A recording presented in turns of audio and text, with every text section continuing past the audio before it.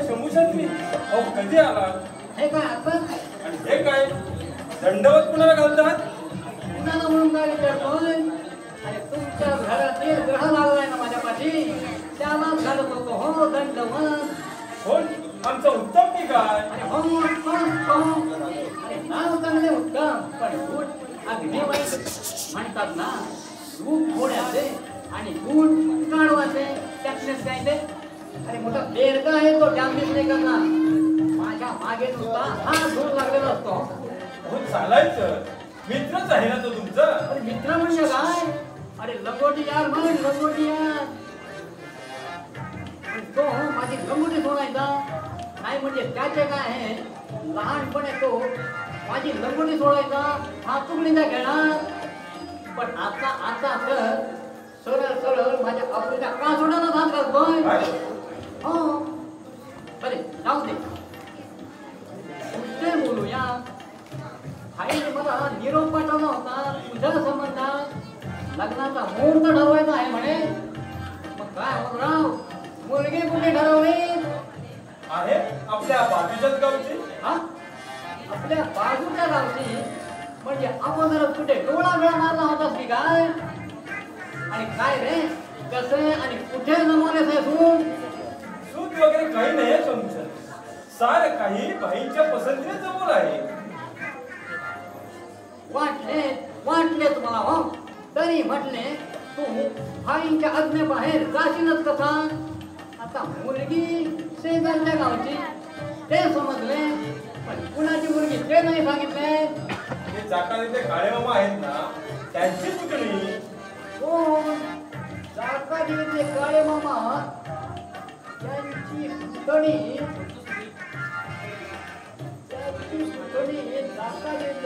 अच्छा अच्छा अच्छा अच्छा अच्छा, आले लक्षात. सांगतो बरे. अरे उर्मिला की काय? हो. अरे वा वा वा, सुंदर सुंदर म्हणजे फारच सुंदर हो. तुम्ही ओळखता तिला शंभूशास्त्री? ओळखता म्हणून काय करता? गावाची सगळी कोंबडी कुत्री गुरं ढोरं बायको पोरं कोणाची आहे ता बी सांगायला होती पुढा. उपटलास तू, उपटलास मध्ये. चा उपडलो नाही, चाय आणलाय घे.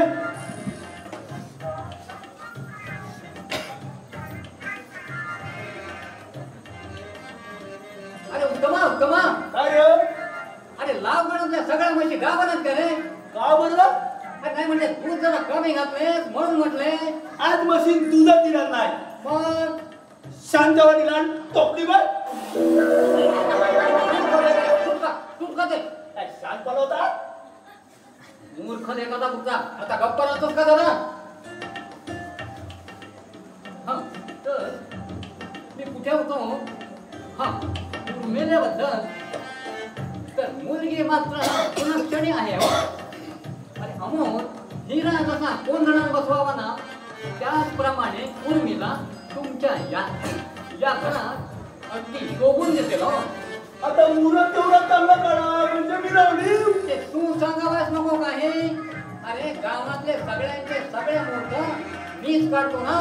मग होय होय, आता काय करणार या गावातली लोक? गावात एकटाच होय ना, अल्ला हरी बघा.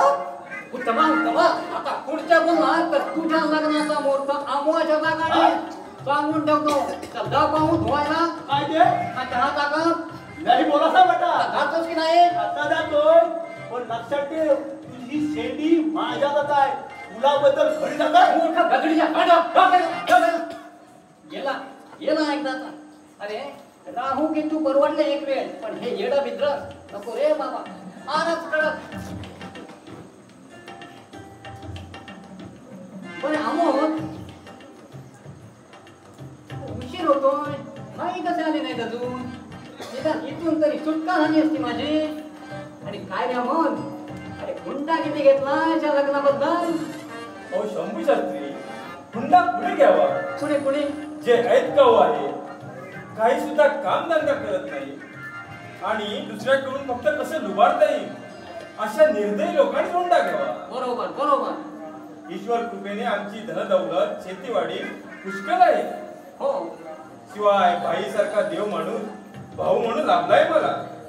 त्यात असल्या हुंडारूपी विचारी पैशाची भर नकोय आम्हाला. शाबास शाबास अमोल. अरे तुझ्यासारख्या अशा विचारांचा माणूस हवा हो तर ती असली कपटपणची हुंडाबद्दल बंद होईल. आता मी हुंड्याबद्दल विचारले म्हणून राग म्हणू नकोस हो. नाही तुझा निर्णय मला अगदी मनापासून आवडला. बरे बरे तर मी काय म्हणत होतो शिरतोय आई आले असते तर ताबडतोब पंचांग पाहून मुहूर्त काढला असता. कुठे बाहेर जायचं आहे का तुम्हाला? अरे हो ते लावगडातले माझे माहित ना त्यांचा पुतण्या विलास त्यांच्या घरी पूजा आहे ना तेव्हा जरा घाई करतोय. तसे पूजा सांगणे म्हणजे आमच्या हातचा म्हण पण पूजेचा प्रसाद सुद्धा करावाच हवा ना तेव्हा जरा गडबड चालणे. त्यात करून एवढ्या मोठ्या या कामात एकटाच ब्राह्मण त्यामुळे कामे तर नुसती मारुतीच्या सेवकासारखी मागे मागे मागे लागलेली असतात. कुणाला पुरा पडणार एकटा तेव्हा जरा थकल्यासारखे वाटते. काय शंभू शास्त्री? नमस्कार भाईसाहेब नमस्कार. बस बस पहिला बस कर. एवढ्यातच थकलाच वाटतं. नाही म्हटलं थोडी तुझी गडबड चालली म्हणून म्हणतोय. कसा अजून ताट आहे हो भाईसाहेब. अहो हा हा म्हणता उरकून टाकतो सगळे विधी कार्य. आता रस्त्याने जाताना थोडं वाकडं दिसतो तो काही वयाने नव्हे हो. ही माझी भरलेली झोळी पाठीवर असते ना म्हणून थोडे वाकावे लागते. आई शंभू शास्त्रीला पुष्कळ देण्याची घाई आहे. असं काय? फार वेळ वाट पाहावी नाही लागली माझी. हो थोडेफार. तोवर उत्तमने चहाचा वगैरे दिला की नाही? हो भाईसाहेब तुमच्या या घरी येऊन मी काय नुसते पाणीच पिणार होय. हो चांगला कंपत दुधाचा चहा दिला उत्तमने. बरं तर आता मुख्य विषयाकडे वळायला हरकत नाही. हो पंचांग आणलंयस ना? हो भाईसाहेब हे काय विचारणे झाले. टाकाल्यावर भांडे केलं कोण माणसाने. नाव्याच्या वस्त्राप्रमाणे झोळी ठेवावं लागते मला. काय ते? पंचांग हो. अच्छा. कुणाचे कधी आणि कोणते काम निघेल ते काही सांगता येते का?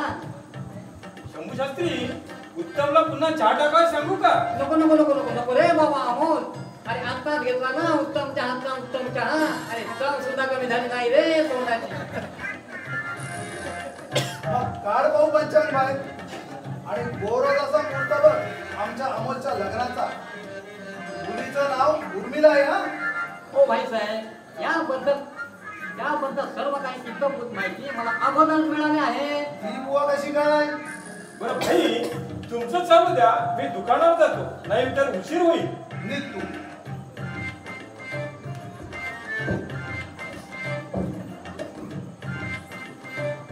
भाईसाहेब मी काय म्हणत होतो.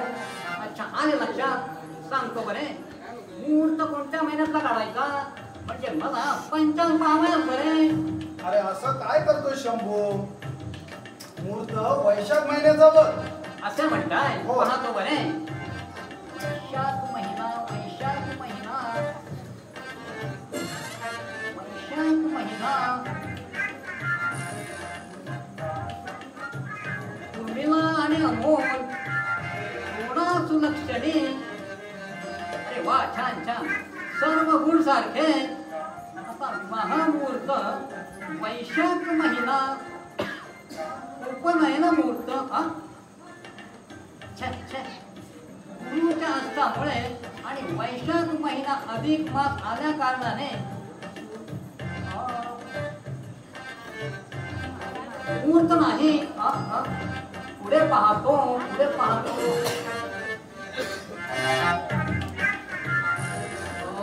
आहे वैशाखाच्या शेवटी म्हणजे जून महिन्याच्या 24 तारखेस एक गोरज मुहूर्त आहे हो भाईसाहेब आहे. अरे असं काय करतोय शंभू? एकदा मुहूर्त आहे काय म्हणतो एकदा नाहीत काय म्हणतो. काय बडबडतोयस काय वेड्यासारखं? त्याचे काय आहे भाईसाहेब वैशाख हा अधिक मास आल्या कारणाने सुरुवातीला मुहूर्त नाही परंतु वैशाखाच्या शेवटी एक गोरज मुहूर्त आहे. अगदी शुभ मुहूर्त आहे. सर्व ग्रह अनुकूल आहे.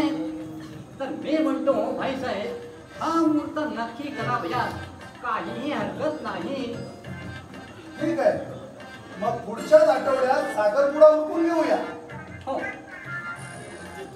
म्हणजे पुढच्या तयारीवर लागावंच बरं. उत्तमला सांगून काळे मामाना सांगावा लागतो.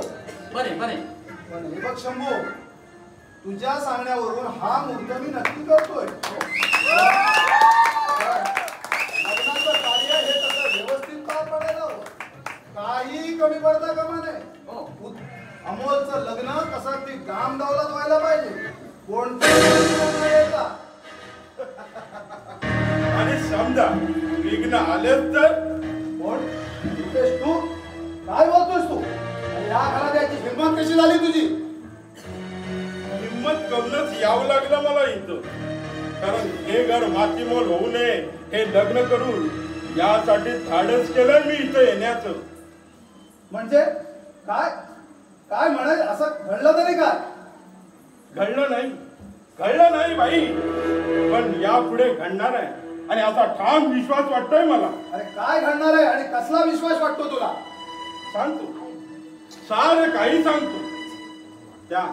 त्या काळे मामाच्या पुतणीशी म्हणजे त्या उर्मट उर्मिलेशी जर अमोलचं लग्न झालं तर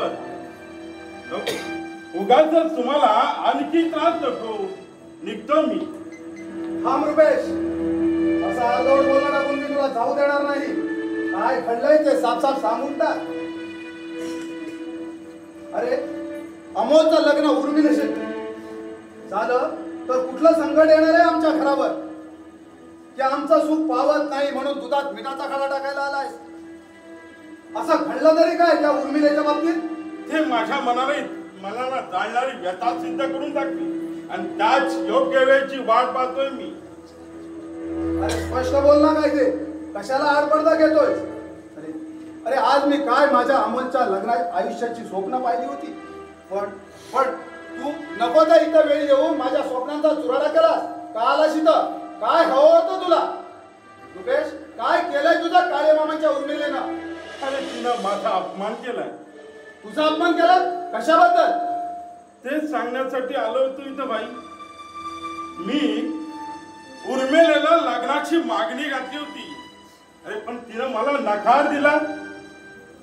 हे बघ रुपेश, प्रत्येकाची पसंती प्रत्येकावर अवलंबून असते.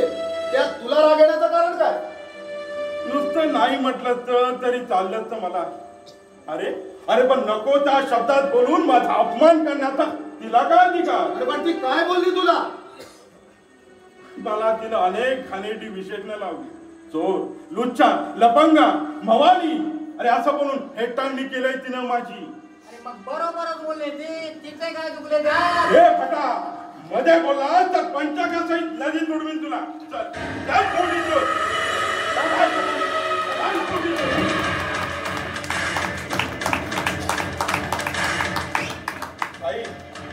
अरे हे लग्न होता कामा नये. ज्या पोरीनं मला नकार दिला तिचं आयुष्य कायमचं बरबाद करणार आहे मी. करपावून टाकणार आहे तिचं सौंदर्य. अरे आयुष्यभर कुमारिका म्हणून कुठं ठेवणार आहे मी तिला, अगदी शेणातल्या किड्यासारखी. शेणातला किडा केव्हा शेणात राहत नसतो, तो कालांतराने बाहेर पडतो. अरे तिनं नाही म्हटलं म्हणून काय झालं? दुसऱ्या कोणी मुली नाही का तुझ्या बरोबर लग्न करायला? म्हणून म्हणतो भाई, अमोलचं लग्न जर उर्मिलेशी झालं तर तुझी माझी दुश्मनी होईल कायम. कारण तिच्याशी जो कोणी लग्न करील त्याला माझं आव्हानच आहे. त्याच्या घरादारासहित त्याला मी मातीमोल करीन अशी प्रतिज्ञा आहे माझी. रुपेश, काय बोलतोय? शुद्धीवर आहेस का तू?